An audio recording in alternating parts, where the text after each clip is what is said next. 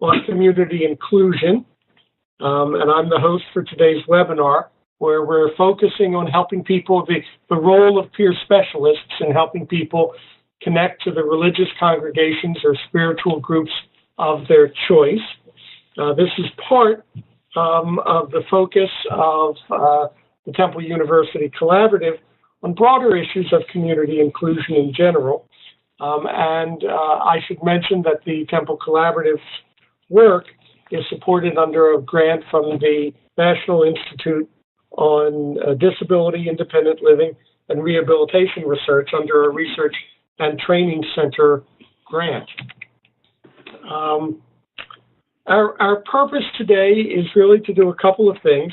It's to talk about the importance of congregational connections for people with serious mental health issues, to review the roles that peer specialists can play in forging and sustaining these long-term connections, and to recommend a series of actions that all of us can take that hopefully will get more peer specialists involved with more of the people they serve in talking about whether they would like to and how they could connect or reconnect to religious congregations and spiritual groups of their choice.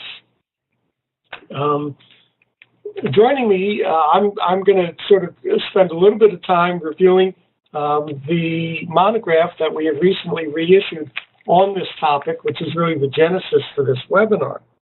And I'll spend a little bit of time reviewing that, but joining me as well to talk when I'm done is David Measel, who's director at the Pennsylvania Peer Support Coalition, and the Reverend Ann Helmke, who's Director of Spiritual Services at Haven for Hope in San Antonio, Texas. And I'm hopeful that each of you will have the opportunity, or some of you will, to join in the conversation. You can click on the chat or the Q&A section at the top of your screen if you put your cursor at the top and ask questions. And when the presentations are done, our sort of technical director, Jared Pryor, is going to be reading those comments and those questions that all of you have, and we'll all have a chance to talk together about it. If that makes sense, let's get started. I wanted to start with a discussion about the importance of religion and spirituality in the lives of people with serious mental health issues. Here at the Collaborative, we focus on a wide range of research and training activities that are designed to highlight the importance of helping people with mental health conditions to participate in a wide range of the domains of everyday life, to be more involved in competitive work and returning to school, engaged with their families, participating in civic life, all of the kinds of activities that any community has that gives the people who participate in that community and people with mental health conditions meaning and a sense of connection and a sense of community. We do this because we have deep concerns that an awful lot of people with serious mental health conditions are somewhat isolated from the community and are not fully engaged and thus wind up part of what I sometimes refer to as the overly warm embrace of the mental health system, in which mental health providers are attending to housing needs and educational needs and social activities and recreational programs, but don't really do as much as they could be doing to help people connect to the same kinds of groups that exist in the mainstream community around them and offer them the supports they need to join and participate successfully in those groups. Our research tells us that, like many other Americans, individuals with mental health conditions are, or many are, interested in connecting to mainstream religious congregations and spiritual groups as part of that interest in community inclusion. And they are, like other Americans, interested for a combination of reasons, we think. One is as an expression of their faith. To be connected to a spiritual or religious congregation does a great deal in people's minds to connect them to the faith that they may have found as adults or they may have been raised in as children. But like many other Americans, folks with mental health conditions are also interested in the opportunities for fellowship that participation in a congregation or spiritual group allows. So that joining a Baptist or a Methodist church, a conservative or reformed synagogue, a mosque or a Zen group, or any of the various ways in which people connect to religion offers them not only the faith, but the fellowship.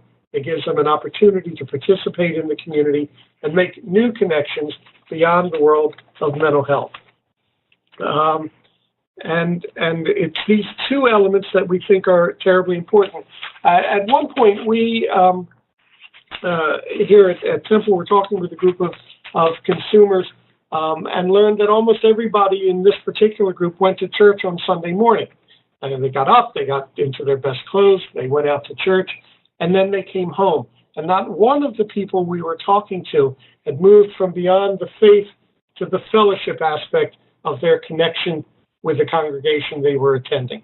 And were interested in trying to figure out how they could, were either uncomfortable about doing so, or feared rejection, or for a whole variety of reasons, and maybe just didn't have the social skills to do so, needed some support to broaden their engagement with this congregation from simply attending services, which is, I shouldn't say simply, which is an important thing for many people to do, but to broaden their engagement by getting engaged with other people within the congregation. It helps people get beyond themselves, get beyond the mental health world, and really connect to the community.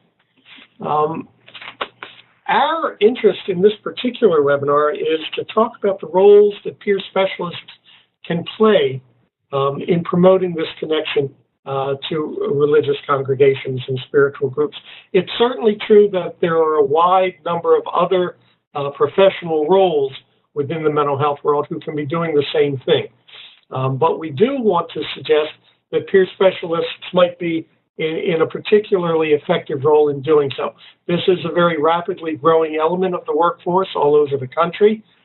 This is a workforce whose effectiveness at relating to and helping people to focus on their recovery and providing the supports people need to engage in the community around them has been proven in one research study after another. And we think folks are in the perfect position to promote these connections. Now, there are a variety of ways peer specialists can do that. I do want to take a moment to talk about the issue of disclosure, because there are many people who would like to join, connect or reconnect to a religious congregation who would just as soon not be out front about their current or history of mental health issues. But there are still many things that peer specialists can do in helping people to explore what kinds of engagement in a congregation they want to engage in, to help them practice either the social skills or just the travel opportunities to get to services, and can help them manage concerns and can be there for people to call after they've come back from their engagement in the congregation to help them problem solve. With disclosure, the roles of peer specialists can expand. That is to say, if people are more comfortable having their current or past history of emotional problems out in the open, then the peer specialist can play a role more directly in contacting the congregation, talking to a minister or a church elder or someone else in the congregation, and seeking to make clear that this person would like to join the congregation, and seeking the congregation's support in creating a more welcoming environment for that connection. So we think this is a wonderful opportunity for peer specialists and a way for the sometimes not fully well-defined role of peer specialists to be further expanded. However, in putting together the publication I mentioned, we spent a lot of time in national focus groups with peer specialists all across the country. And they reported pretty consistently that they had been discouraged in playing these roles because of a variety of concerns. On the one hand, they often heard from clinicians in their programs that the clinical concerns about unhealthy religious ideation, that is, that to begin talking to someone about whether they wanted to join a religious congregation and how you could help them, that this might somehow touch off some unhealthy thoughts that people have about religion that become clinical issues. And so we're sort of reluctant to have peer specialists move in this direction. Other administrators and programs were concerned about church-state conflicts. Many of our mental health programs are either entirely or substantially supported by public dollars, and we're talking about religion represent a conflict. Others we heard from peer specialists had heard concerns that if they began to discuss connecting to religious congregations in a group setting, that it might touch off some battles between peers in the group about which religious set of tenets were more effective. But we also heard that a lot of peer specialists had their own negative interactions in religious settings and had their own concerns about getting engaged. They may have been told when their emotional problems first began to emerge that they really needed to pray harder. They may have been rejected when that didn't work. They may have found a kind of uncomprehending congregation. Some folks told us about exorcism rites that they were asked to go through. So people had their own, sometimes traumatizing experiences with religions and spirituality, and were sometimes themselves reluctant to go back into this, even in their work with the people they were serving. Our perspective is that there are these are not the best reasons to turn away from being involved. Certainly, unhealthy religious ideation is a possibility, but it occurs quite rarely and should be a separate clinical concern, but shouldn't be enough of a concern that we don't address the religious and spiritual needs of all the other people who would like some support in reconnecting to this part of community life. Church-state conflicts, we think, can be readily resolved by reiterating that we're focusing on the individual, and if the individual is saying, this is something I'd like to pursue as part of my pursuit of recovery goals, then that ought to be good enough for us to pursue it, without necessarily pushing people in one direction or another, but really responding to what they're saying gives meaning to their lives. And I should reiterate that we're doing this, we think, mostly on a one-to-one basis. That's the way most peer specialists operate.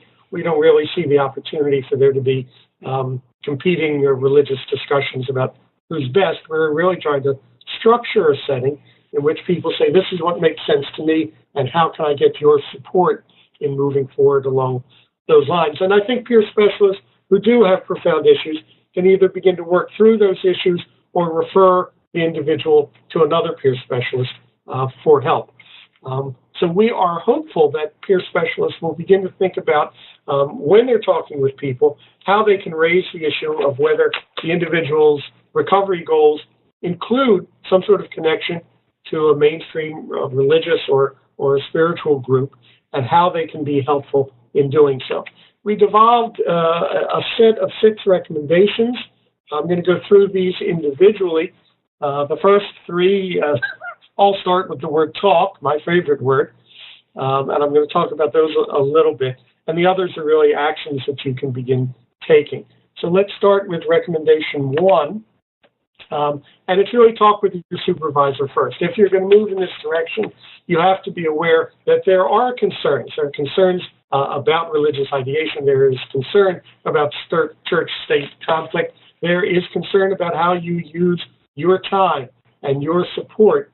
And if you're going to move in this direction, because it's fairly rare still, it's something you need to talk with your supervisor, and it's something your agency has to feel comfortable with. And it's also, therefore, an opportunity for you to seek the guidance and resources and support from your colleagues and your supervisor and your peer colleagues as you go forward. But I want to reiterate, this is one of those areas where you have to be sure you're not getting out on a limb before you start moving forward. And having a discussion within your peer group about the importance of moving in this direction. Recommendation 2, then, is to begin talking with the people you support directly. There are really four kinds of conversations you need to have, but you'll see in each of these, this is an area where choice and the principle of choice and giving the individuals you support the widest range of choices you possibly can is absolutely critical. So the first choice issue is saying to people, is this something you're interested in? Do you want to connect or reconnect to a religious or spiritual connection? Do you want to do it at this time? And if you don't, if you have no interest in general, or this is not a good time to pursue that, then that's okay. We're not suggesting that peer specialists are promoting religion. We're just suggesting that peer specialists are raising the issue so they can be responsive to people who want to move in this direction. Not everyone will. We suspect a fair number will indeed want to move in that direction. The second area of choice is which religious or spiritual group would they be interested in connecting to. It's not the job of the peer specialist to say, oh, I think you ought to join this church or you ought to do this kind of yoga. It's really your job to say, what would you be interested in, and to help people find that kind of connection in the community and to support them in doing so, rather than promoting a particular direction. Some peer specialists who have deep religious feelings themselves may find this difficult, but it's really your job to be responsive to what the individual is saying would make sense to them. And then the third set of choices, what's the nature of the interaction they would most enjoy and benefit from? For some people, it would be just going to services. For others, it would be a Bible study group. For others, it would be participating in the social life of the church. And we'll talk more about the ways in which people can be involved in these religious and spiritual communities. They're quite varied. And I think your individual has to get the individual you work with has to get a sense of what they would like. And the third issue, as I've mentioned before, is this issue of disclosure, probably the most important choice that people get to make in all of their connections in the community, whether they're looking for a job or going back to school or participating in a baseball league, is whether they want to be open with that community group about their history or current status with regard to mental health, or whether they don't want to be. I don't think there's much evidence from research about what's better, and it belongs purely in the province of what people are most comfortable with and how they want to proceed. But you can begin talking about all of these things as a peer specialist in your interactions with people, and begin talking about a plan and the nature of the supports you can provide. Third recommendation is discuss all of this with local congregations. You may have congregational groups, multiple congregations. There may be a few in your community that you could begin talking to be clear about what you're going to do. This is easier if the individual involved is open, comfortable with being open. But I think even where there isn't disclosure, you can still begin talking with congregations about how they can create a more welcoming environment for people who want to reconnect or connect to this kind of issue. There are really three issues here. I have two noted, but I thought of a third one while I was working on my notes. The first is to be clear that you're focused on helping the congregation create a welcoming atmosphere. A lot of congregations, and they're to be admired for doing this, have begun to be involved in mental health education programs, educating their current congregants on what mental health is, what are the signs of mental illness, what sorts of supports are available, both to eradicate stigma, but also to make sure that people in the congregation turn to the church officers or to mental health professionals to get the help they need. This is important work, but it's not what this work is. This work is about helping the congregation to say there are new people joining the congregation with a history of mental health issues. How do we make sure that they are comfortable, that we include them, that we reach out to them and do what we can to make them comfortable? Second, be clear that you're not talking about a program. A number of churches and synagogues and mosques will have specialized programs, a Thursday night counseling program, or a food bank, or a housing service. And those are wonderful opportunities for churches and synagogues and mosques to be involved. But what you're talking about here is one person at a time. You're not talking about a program. You're talking about an effort to help individuals join the congregation and be comfortable there. And the third issue is, I think, to be clear that you're not talking about the congregation offering any sort of clinical help. You're really talking about, and we go back to that word, of offering both faith and fellowship opportunities for people to be involved. And with that kind of clarity, you can begin working around a number of different ways. One of the things you can do, fourth, is to organize multiple sources of support. Certainly, there's your role as a peer specialist. You may find yourself attending services with somebody for one or two times so that they can feel comfortable. You may find yourself looking at the array of religious congregations and spiritual groups and helping somebody pick that out. You may find that there's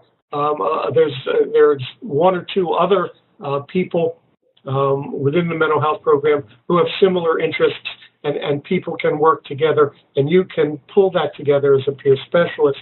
And you may be the resource and problem solver.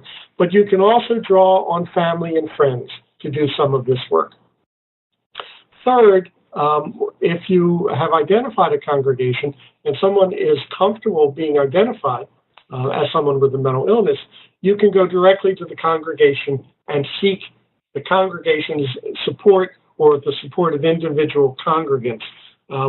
We were talking with a church locally who told us that their congregation in a somewhat rural area had suddenly become aware that 3 different people from a local group home were attending Sunday services. And it was not entirely successful. The people who were coming from the group home were shuffling in their seats and sometimes talking to themselves and getting up 2 or 3 times during the course of the services to go out for a cigarette break. And in one large or small way, being a little disruptive. And the congregation was getting, I guess the fair word would be, annoyed, and began talking about what they could do about it. And instead of saying, well, why don't we ask these people to stop coming, they went to a young adult group within the congregation and said, we need 3 volunteers. Each volunteer will contact one of these people and say, hey, we've noticed that you're coming to services. I'd like to welcome you into the congregation. I'd like to meet you before the next service. Perhaps we can sit together and we can talk together and I can introduce you around. And over the course of a couple of weeks, the problem went away. That's sort of what we mean about welcoming congregations. And religious groups and spiritual groups are in a wonderful place to try to do that. Recommendation 5 is, as I mentioned earlier, needing to explore the range of ways people can connect. My friend Mike belongs to a synagogue. He's very involved in the synagogue. He's very open about his mental illness. He's spoken in a lot of public settings, although not at the synagogue. But they know that he has a history of mental health. He attends services regularly. He not only goes to study groups, he now leads a Bible study group. He participates in their social activities. He's a regular on their basketball team. He's gone with the group. He and his wife have gone with the group on a trip to Israel, and he volunteers with some of the charities. He's very involved in ways that have very little to do with his psychiatric disability. People are aware of his history. They have reached out to him, and he has involved himself in a variety of ways that strengthen the congregation itself, and has a whole world beyond the world of mental illness that he can contribute to, and that supports him when times are rough. Recommendation 6 is to support congregational educational programs. I think once you find yourself involved with congregations and supporting people, you'll find opportunities to do presentations on mental health themes. The congregation, the pastor or the rabbi or the imam may turn to you for referrals for congregants. And sometimes if the people you've placed are having a particularly rough time, the congregation may turn to you to help resolve that particular problem. Excuse me. But these represent opportunities for you to begin on the one-to-one level and then see that grow into other opportunities to really support the congregation in creating a welcoming community. We have a number of other perspectives. I'm going to stop there and turn to David Measel, who's the contracted administrator here in Pennsylvania for the Pennsylvania Peer Support Coalition. And I've asked David to share kind of his perspectives on what I've said from that vantage point of being a long-time peer support worker who's worked in a number of ways. And then I'll introduce Reverend Ann Helmke in just a moment. David, you want to take a few minutes to respond? Sure. Thanks, Rick. First, real quick, I am a certified peer specialist. I'm a certified peer specialist supervisor as well. I worked for a number of years doing direct service for a provider in Lancaster County before moving to my current role working with the Pennsylvania Peer Support Coalition. Specifically, right now, I'm working on developing a training for certified peer specialists to work in crisis services. So that's kind of a little bit of a background on me. What I wanted to do was kind of go through each of the recommendations, kind of like Rick did, 1 through 6, and just offer a little bit of a perspective from a peer support position. First, the recommendation about discussing with the supervisor or the agency the role that a peer support can play. I think I was actually very fortunate to work for an agency that was owned and run by a peer. And it was a standalone peer support organization. So everyone except for the administrative staff provided peer support. So it was nice because the organization understood what peer support was. But there are a lot of larger organizations out there who are including peer support in their service who may not have a full understanding of what a certified peer specialist is or what a peer support is. And how we're trained and what we look to do and how we look to provide the service. Sometimes we come from a different perspective than some of the other people in the service. So I do think that it's important to talk to your supervisor in 2 different ways. One is to educate them on what a peer support is, what your perspective is, and how you want to provide the service. In terms of religion, I was actually a little discouraged to read Rick's report that peer supports were being discouraged from working on spirituality or religion with their peers, because I was trained that was something that peer supports did work with. And that's sort of different from most of the other providers in the system. They tend to take a hands-off approach. So I think it's important for CPSs and peer supports to let their agency know, let their supervisor know that if we're going to be working from a position of recovery and we're going to be following the recovery principles, that working on religion and spirituality, if the peer wants to, is something that we should be allowed to work on. Recommendation number 2, discuss with people you serve about their goals for reconnecting. That goes to what I was talking, the very last thing I said. If the person wants to. Recovery is self-directed, and if the individual wants to work on a spirituality or a religion goal, then I think it's important certified peer specialists be allowed to do that. Now, one thing that's important on this point is that most of the people that I worked with and most of the people that other certified peer specialists and peer specialists work with have been working with other supporters for a number of years. and they may not understand that a certified peer specialist is approaching the service or the support of that individual from a different perspective. And because most other services and providers and supporters take a hands-off approach to religion, it is important that the certified peer specialists let their peers know that that is an area that they can and that they are willing to work with them on. Because they may not even bring it up, thinking that it's not something that the CPS can even work on. I know that I had a number of peers when I mentioned that as a goal that I could help them with. They were really kind of taken aback by that. Rick kind of touched on the idea of disclosure and permission. As a certified peer specialist, and actually I noticed there was a question about this from one of the people listening. One of the things that peer specialists should be doing is encouraging their peers to do things for themselves. And the CPS can support that individual in that goal. So if a peer expresses a religious goal or a spirituality goal, I would always encourage the peer to do as much of the work on their own, and I would support them in that.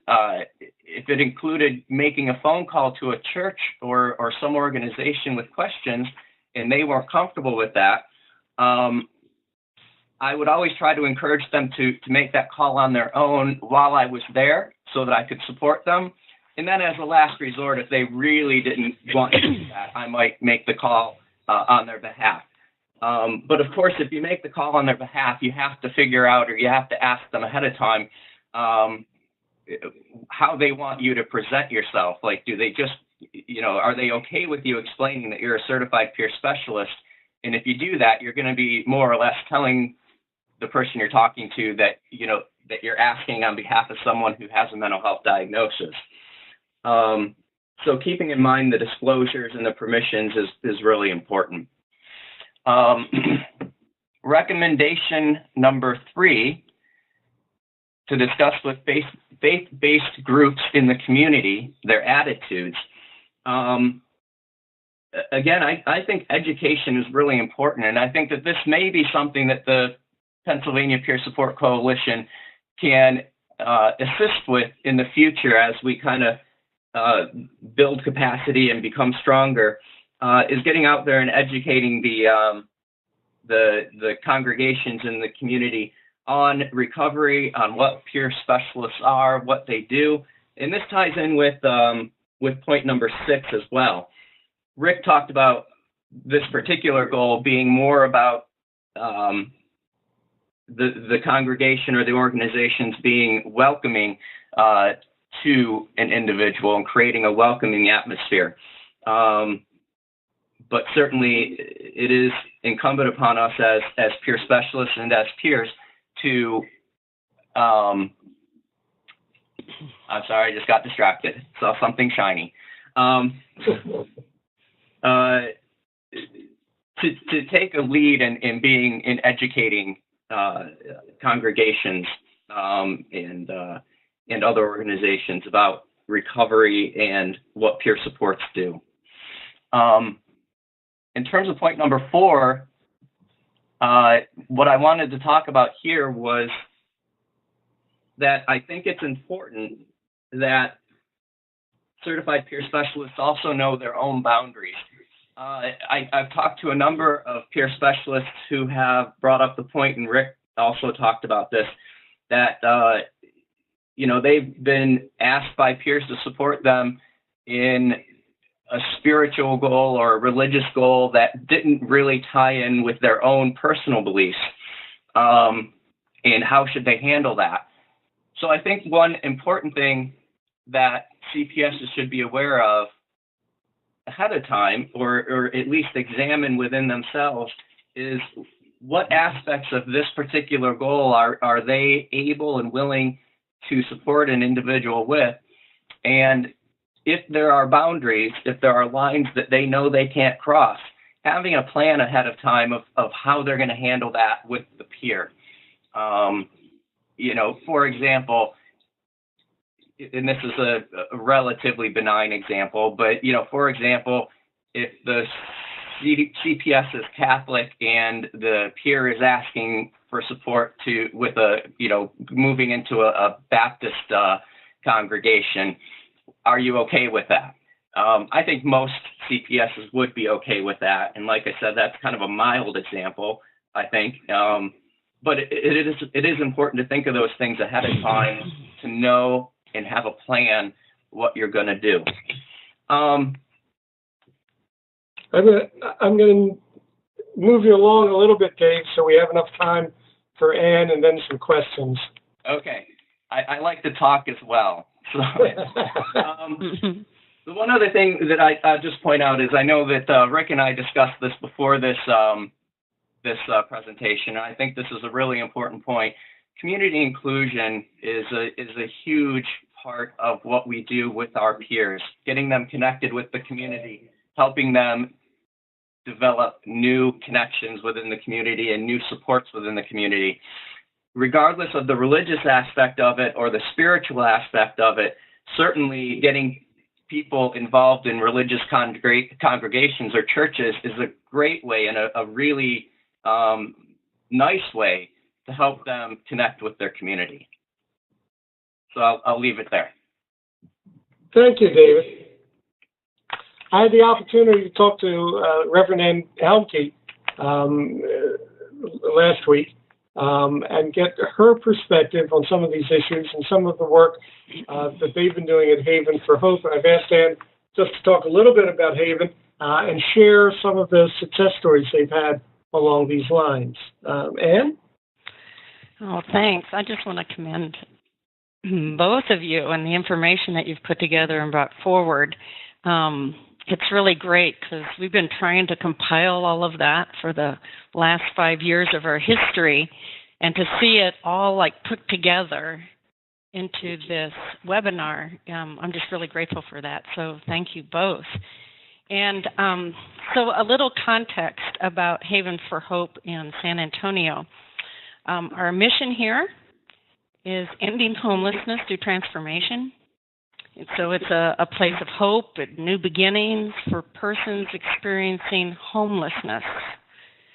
But yes, that also includes folks with mental health and wellness concerns. But it is within that context of homelessness as well.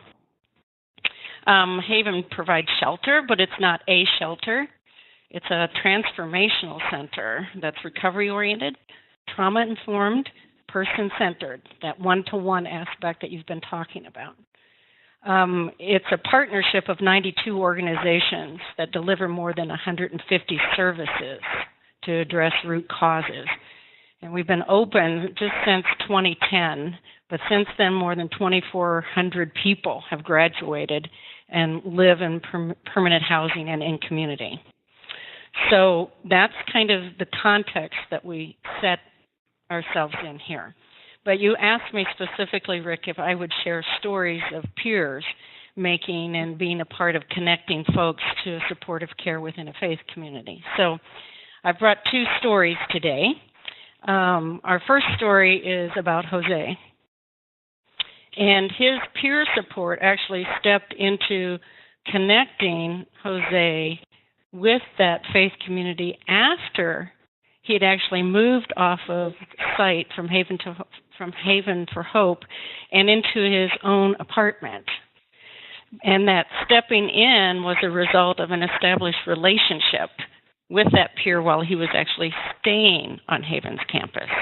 So you can see in this the importance of relationship and that connectivity to even making those connections forward. So Jose asked his peer, Bo, for help in finding a good congregation. So Jose came forward on his own and made that request and needed that connection. But considering Jose's kind of withdrawn nature and a mental diagnosis, finding a congregation where he would feel safe and accepted was a challenge, but it was also an amazing opportunity. So that answer, though, came through his peer support. It came through Bo, who offered to take Jose to services at his own church, at Bo's church. And so Bo introduced Jose to others that were there, including church members who host various NAMI workshops as well as support groups. And Jose must have found some spiritual strength and support there because he spread his wings. He's found a job in Dallas and is now taking yet another step in his life journey, which is huge that he's moving forward in that way. And so in some faith expression, someone out there would be calling for an amen to that, right? You know, amen. That's a great story. Our other story is about Sharon and a strong relationship that is still ongoing with one of Haven for Hope Spiritual Services peer supports, Cynthia. In their mutual journey together, Cynthia helped Sharon identify her passion in her life plan, and also then to begin building her post-Haven life plan around that passion. So Sharon dreams of becoming a licensed cosmetologist and volunteering at homes for battered women. In Sharon's own words, she says, "God has laid this dream on my heart because I will be able to use my new skills to help women who have been in battered and abusive situations. Having survived many years in an abusive relationship, I know firsthand what it feels like to look in the mirror and not like what you see or even recognize who you are anymore. I want to be that someone who can help domestic survivors feel whole again. I want to remind survivors of their beauty." Sharon's now applying for a grant from a local foundation to help cover her tuition at a cosmetology institute. And at a recent meet and greet at Haven, organized by Spiritual Services, Sharon met 5 women from a local church who have pledged and are helping to do whatever they can to help her fulfill her dream. Another amen to that. In the last 20 months at Haven, through Spiritual Services, and also some very intentional and very relational efforts within the Haven system, 82 Havenites have been directly connected to San Antonio faith congregations for support. And so, you know, what that means for us here at Haven, and we're also firm in our conviction that what we're learning here at Haven and what we're practicing applies across the country. But these are the things that we know and that we've learned. We know that spirituality in the holistic mix of mind, body, and spirit and community is at least equally as important as all the other elements. We might even suggest that if we aren't asking the question about spirituality, that we might even not be doing our job, whether it's a peer support or anyone else in this kind of service field. What we also know, and this kind of rings true with what both of you have said, that meeting people where they are for who they are spiritually, you know, to be open to them, that's essential. So whether that be in their spiritual expression or in need of affirmation of that, or whether they were formerly harmed, many people are in terms of religion, by religion, or in need of spiritual wellness, to meet the person there where they are spiritually. And then in developing those connections with the faith community, to be fully aware of what that is as well. These things are essential. We also know from our experience at Haven that there are specific ways to do this specific work that does work, even when receiving governmental funding. For us, you had talked about focusing on recovery goals, and I would add to that to focus on the spiritual as opposed to religion, that unique part in the person that you're meeting for who it is, where that spirit is at, but to meet the person there and to make the connectivity and work from the spiritual as opposed to the religious aspect. And to build relationships and networks of known congregations is just as important. So knowing your faith community and who's available and open and has the education or going through the education and willing to become friends and fellowship and support to folks, that part is 50% of the work as well.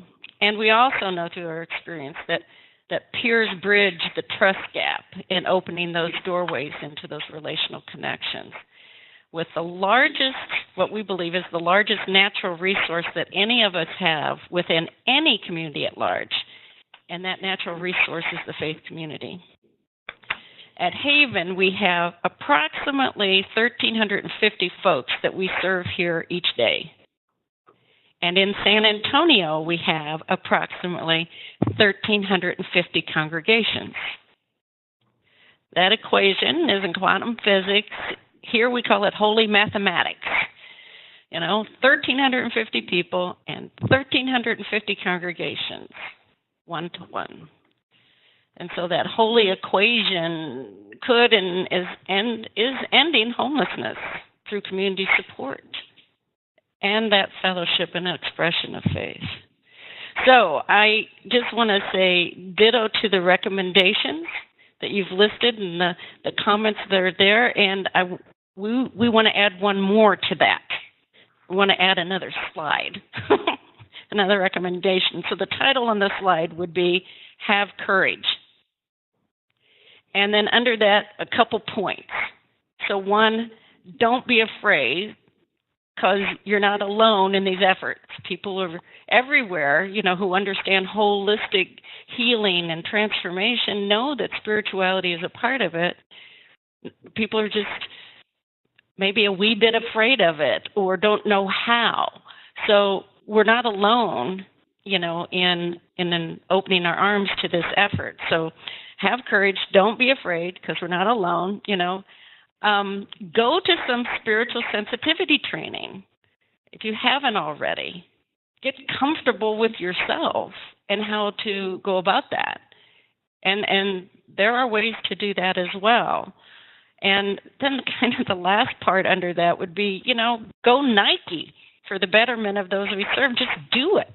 Just go out and be able, when you're meeting with people, just simply ask, is it a part of your plan? Would it be helpful for you? Are you already connected? Can we support that? Where are you? Can I help with that part? And then leaving the choice and the work up to them. I really did appreciate the parts about making calls on their own, as well as the boundaries conversation, too, that, David, you brought up. So I think that's all I want to share, and I've been asked to share. So I pass it back to you, Rick. Thank you very much. Thank you both. Wonderful contributions. Quickly, what you can do, those of you on the call, or all of us actually, consider your role, talk with service recipients about their interests in here. Maybe you may want to recommend broader discussions of the issues within your peer support group or your agency. We would be interested if peer specialist training programs, either agency by agency or county or state by state, want to develop modules for basic training so that this issue is more directly dealt with, or advanced training formats. We're going to be working with the Institute on Recovery and Community Inclusion here in Philadelphia, which has a state contract to do peer specialist training to both add something to the basic training for certified peer specialists and an advanced program along these lines, and talk about what training might be necessary for supervisors, and develop support groups of peer specialists who are working in this area. I want to say that we would be happy to participate in any of this. We have two documents you can find on our website. Our website is TU Collaborative at temple.edu. and you can get the one that we've been talking about today, but there's another called Developing Welcoming Congregations, in which we look at the roles that individual congregations have played on their own in doing mental health education and other welcoming strategies. But as I say, we would be happy to work with any of you who are interested, who want to contact me or contact Ann or contact David and go a step further so that something comes of this. Jared, are there some questions? We have a little bit of time we have before we sign off. We have a couple of questions in the chat. First, Jeffrey Drain asked, what is meant by mainstream groups in relation with the spiritual connections from recommendation 2? I think what I mean by mainstream groups, and hello, Jeffrey, are established congregations and established religious groups. We are really interested in ways in which people connect to the community. And Lord knows there are enough congregations around and enough spiritual groups around that offer an opportunity for people to be engaged with other people outside of the mental health community, that we don't need to be forming new groups ourselves, but really connecting people to what already exists in the community. And I would add to that, when you say established, that it's a gathering of people. It's a congregation, because you get more support that way. Right. So it doesn't have to be necessarily, when you say spiritual groups, it doesn't necessarily have to be structured like a religion, but a gathering of people that, has some relationship and connectivity to itself already is who we do connect people with, because they're going to get more strength and support that way. Mainstream tends to, in the religious community, mean some of the, Catholic, Presbyterian, Episcopal, Lutheran, Methodist, the ones that Jewish community, Muslim community, but we also are very interfaith in, Buddhist, Hindu, Baha'i, Sikh, Native American, really meeting people where they are. We do kind of some matchmaking, trying to find out, what somebody's spirituality is, and try to at least make those connections, if they don't have any, with a congregation that's close to who they are. So if somebody says, well, I grew up Methodist, we try to connect them with a Methodist congregation. Or if somebody, has been Muslim, or they're more connected that way, then we'll connect them to a Muslim community. Or wants to explore something new as well. But listening to where they are, the person, you're helping. Mm-hmm. Jared, do we have another one? Yep. So Susan Weeks asked that most of her clients are schizophrenic, and that it's in her opinion that they have faith, and wondered if that could be part of the disease. Gee, that's an interesting question. No, faith is more often a support for people.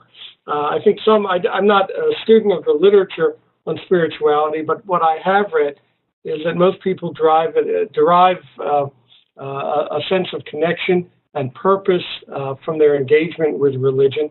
And I think it's quite separate from the schizophrenic, the issues raised by schizophrenia. That doesn't mean that people with serious mental illnesses of all kinds can't become over-engaged or over-identified with some aspect of a particular religion.